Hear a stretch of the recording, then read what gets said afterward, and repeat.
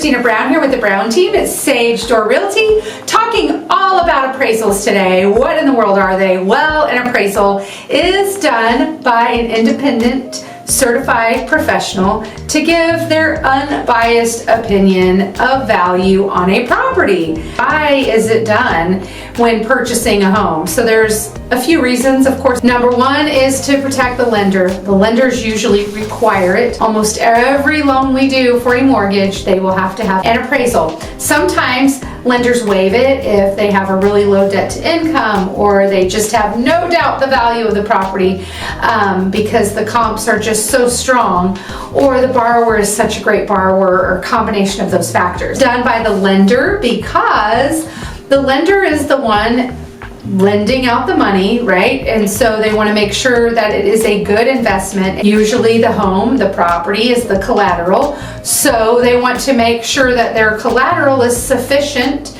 in condition and value, so if the borrower quits paying on the property, they can resell it and recover their costs and not lose money.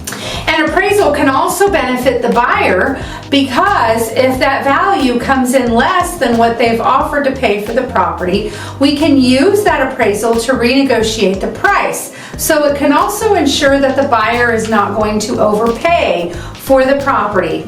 In the case of a cash buyer, they do always have the option of having an appraisal, but unless they're concerned about the value, they will typically not do it, and they will do their own research to make sure it's a good investment. And then, of course, the last thing is it has a lot to do with the loan itself. So first of all, like I mentioned, the property is typically the collateral for a mortgage. So they want to make sure that the condition is safe and habitable, and they'll be able to easily sell it, that the value's there. But also, certain types of loans require the property to be in a particular condition.